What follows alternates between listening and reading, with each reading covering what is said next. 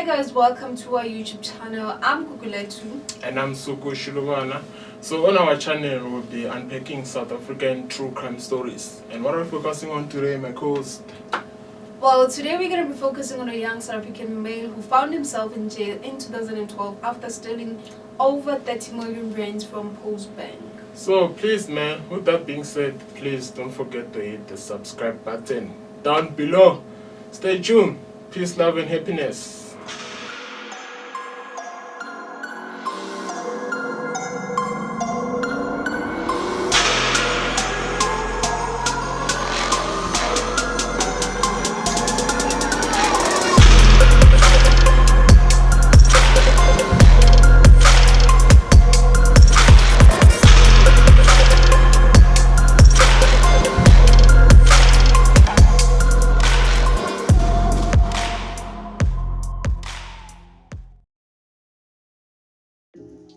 So, our perpetrator will be referred to as Boy, which is the name that he grew up being called by his parents, especially his mother.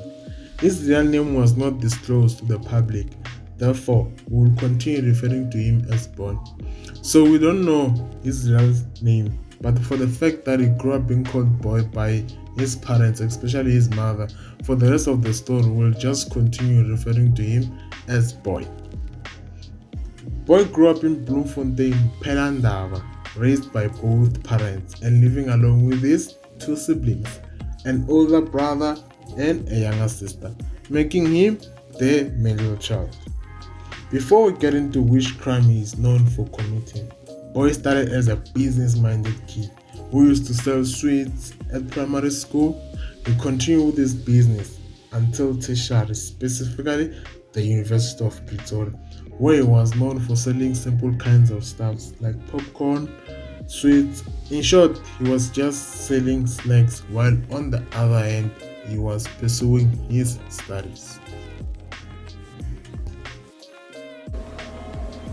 Boy, being an IT specialist from the University of Pretoria, he started working at a post bank in Pretoria as an IT specialist from the post bank, where he was the only IT person and he dealt with almost everything revolving around computers, including the setting and changing of computers' passwords. He worked there from 2009 to 2012. During these years, he started noticing that the post bank is in possession of a lot of money, and I'm talking about millions and billions and everything. And as we all know, we all love money and we all need it, even if it means being corrupt. And Boy started stealing from the post bank with small amounts from 20,000 to 50,000. That's a lot of money, man. But then Boy had to do what he had to do to secure the bank, of course. Society mostly, and the flexi, yes, post bank, a black card, a black card, go in the market. So now bajita base Nigeria, base bimali da before they leave. So thola ukuthi le card in 2 million 500,000. Aw, ka batla botho ona le connection ya di ID. So that guy on a connection at the ID. So that connection at the ID get the book. Tola shapo reza ID ka photo ya motho or this is reza ID ka photo ya motho. Then magama alice ID number shapo. Then I know ukuthi ama last transaction kwenzakalani. He call center. Boy, with his knowledge and skills, he then connected himself with a friend working with identification cards at Home Affairs. Yes, and a Home Affairs employee helped Boy to steal money from the post bank. The connection was for them to be able to fake these cards using other people's information. And so, during the process of someone trying to withdraw their money, there is certain information like the person's last 3 transactions, ID number, etc., which is needed for them to be able to complete the withdrawal. With Boy having access to this information, he only needed someone to pretend like they were the person in possession of the money, and all was needed were fake IDs. Yes, fake IDs. Now, when money needs to be withdrawn, the post bank call center needs to be given a call. Boy had all the information they needed, making it easy for them to convince the call center that the person withdrawing is the right person. Let us bear in mind that Boy was an IT specialist working for the post bank, so almost every information that he needed, he had it. Like it was easy for him to access the information. This was the process. Anytime when he needed some cash, he would just contact this connection and they would both agree with their shares and just complete the job. Boy started getting used to this man until he made it up in his mind that the money was starting not being enough and they should upgrade their targeted price. Later, he called this IT connection for them to start stealing millions. And I say millions. They then added 2 extra people to their group, which means there were now 5 working on the same mission. Boy created about 105 post bank cards, which were all set to a $500,000 withdrawal limit, which obviously was for them to be able to withdraw whatever amount they reached at any time. Everyone was instructed that on the 31st of December 2011 at midnight, when people were welcoming the new year, they will then be withdrawing the cash because they knew that no one around this time will be in charge of the money under the post bank. The plan proceeded for the next 3 days, which means it was the 1st, 2nd, 3rd, and on the 4th of January 2012.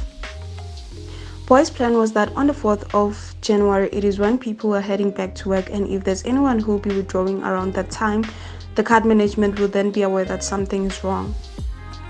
Out of those 105 cards, a specific amount of money was withdrawn by the individuals within the given space of time, resulting in them withdrawing a total of 36 million in cash. 6 o'clock in the morning, you stop it. 6 on the dot, you stop everything. Alice, because was 6, but we are spanning, you know. So card management will be aware. If you withdraw, they will be aware of something out of this. So 6, you drop everything. By shy out. I'm busy. Kula buma 200,000, 100,000, 50,000. 36 million in 3 days. Boy had a place that he was renting for a year, and this was where he was doing all his crime-related work. The whole crew made it to this place after the money withdrawals, and it was later counted for everyone to have their own share. So outside of his real home, he had a secret place where he was doing all his crime-related work. I take it 4+1, 4+1, like Toyota Tess and for taxi. I wanted to do that. Because those you can buy them cash. Cousin Zaga, Sharp, Itu, Majita, Chara. Normally, let our his business. I'll be Zaga, no way, Gaga, or do this.